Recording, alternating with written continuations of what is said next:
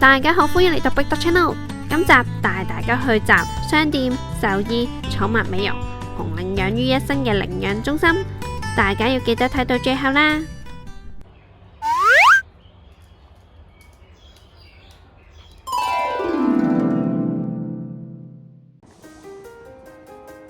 今日帶大家嚟到啱啱新開幕大約1年左右，位於青衣嘅香港愛護動物協會賽馬會8週年中心。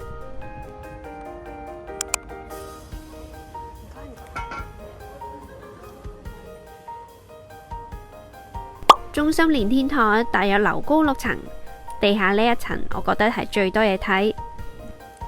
首先嘅係商店，職員話俾我聽先知，原來愛協只有1%嘅資金係來自於政府，其他嘅收益都係靠愛協自己嘅營運同公眾嘅捐款。所以如果觀眾想買嘢，不妨考慮下愛協嘅商店，有網上商店㗎。我就買咗呢一條珍寶 size 嘅鴨肉香腸俾 Taco， 再行咗少少有寵物美容部，收費係明碼實價，而且價錢亦都十分相宜。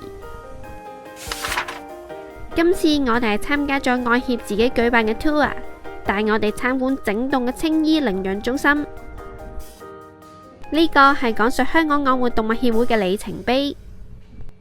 愛協嘅歷史可以追溯到1903年，初頭組織名叫做香港防止虐待禽畜會。呢個係不得不介紹嘅打卡位。Taco 背面嗰幅畫係結合動物同香港嘅元素。呢度網絡錯綜複雜，其實係斜路嚟㗎，沿住呢啲斜路行就會上到1樓。1樓係狗狗嘅領養中心，貓貓嘅領養中心係 G 樓。由於領養中心我哋啲狗狗就唔入得，所以我同 Taco 就喺領養中心外面等。我哋喺同層見到有間房可以做行為訓練。嚟到2樓主力做教育推廣同寵物寄養。3樓係檢核部同福利部，主力係俾督察全年無休地應對緊急嘅虐待動物或動物拯救案件。4樓係獸醫診所，聽導賞員嘅講解，呢度嘅獸醫診所嘅設備係全港數1數2嘅先進同齊備。頂樓係天台寵物共享公園，平時要會員先入得，但今日係公眾開放日，所以有機會嚟參觀一下。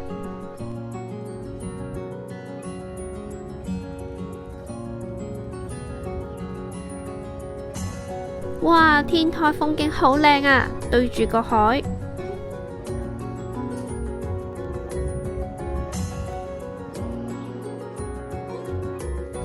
天台嘅寵物公園仲有少量嘅遊戲設施。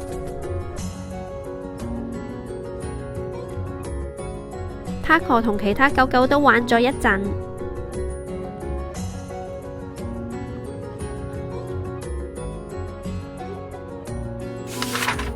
天台寵物公園嘅設施有洗手盆、飲水設備。睇先，應該係呢個掣。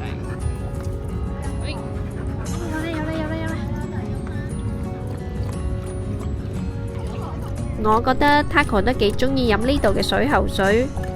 唔通啲水特別好味嘅？天台嘅寵物公園仲有一塊小草地，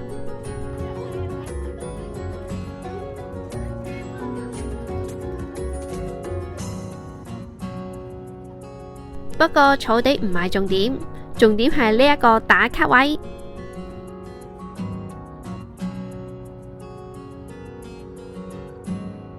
呢一幅畫係有名嘅俄羅斯塗鴉藝術家嘅作品，佢畫嘅貓狗作品好多市民都慕名去影相，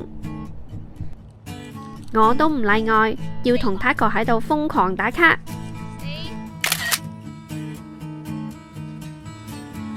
落返 G 樓，帶大家行最後一站啦，就係咖啡。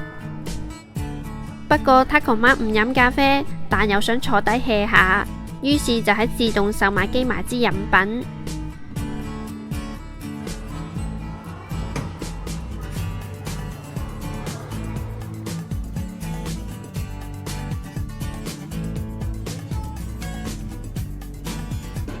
我身後面嗰一幅畫，亦都係著名嘅打卡位，係河東先生後人畫嘅作品。好開心喺畫見到西摩犬嘅蹤影。今次香港愛護動物協會賽馬會8周年中心嘅參觀大概就係咁樣啦。中心嘅設計好好，集多功能於一身。我最欣賞嘅地方係天台嘅寵物公園，有塊小草地同有幅好靚嘅打卡牆。另外，我都好期待獸醫診所全面開放，萬一 Taco 有啲咩大病，我都有個好選擇啦。今次嘅分享就嚟到呢度啦。如果大家中意呢條影片，就俾個 like 支持我哋。我哋下一條影片再見，拜拜。